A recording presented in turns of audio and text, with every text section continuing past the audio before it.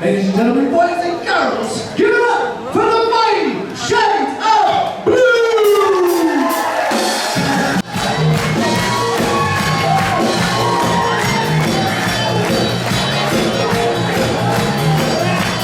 And how did you even know about the White Swan? Well, my son got acquainted with Chuck Stroud, and I can't remember how many years ago it was, but we probably play the White Swan at least 2 or 3 times a year.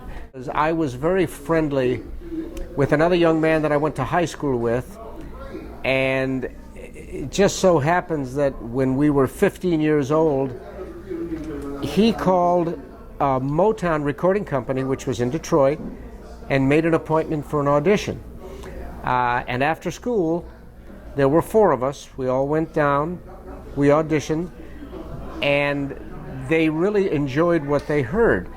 At that time, it was very unique for Motown to have any white singers, which, I mean, the Motown recording company was all, it was black-oriented, black-run, and they had all black artists, never had any white artists.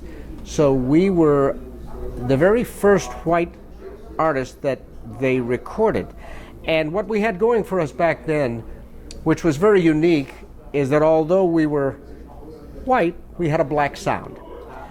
So that was something completely different, and that's something that Berry Gordy liked. And of course, after the audition, the rest is history.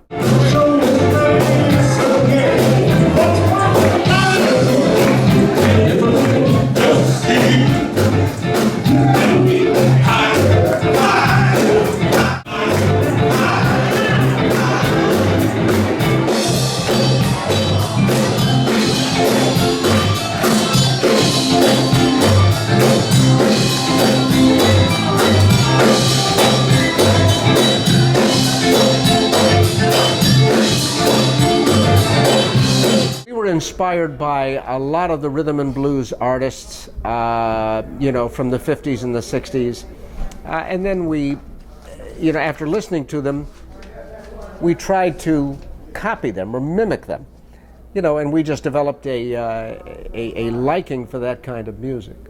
And your group was known as the... We were the Valadiers back then. First really single was Greetings, This is Uncle Sam? That is correct. That came about, we actually wrote that song.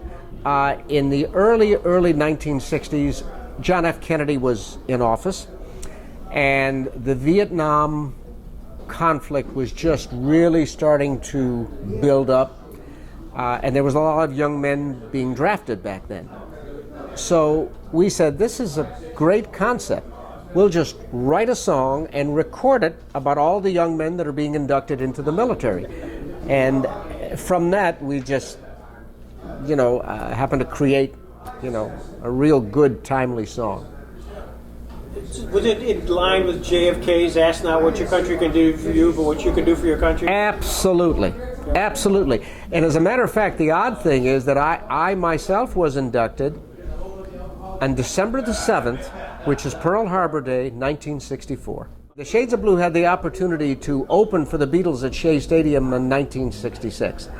Unfortunately, we never really got to become acquainted with them because they had so much security around them, but we were one of the opening acts. And it was really something to be an opening act for a group of such magnitude. Oh, how happy. That is your signature song. That's unbelievable. That's our signature song. That song was recorded, believe it or not, by the Jackson 5, too. So they also recorded it. Whether Edwin Starr specifically wrote it for the Shades of Blue, that's a good question. I'm really not sure.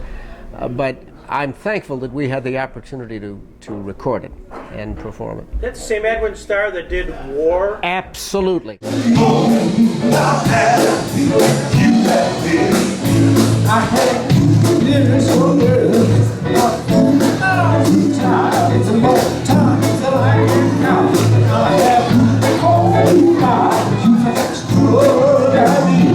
If I can start, oh,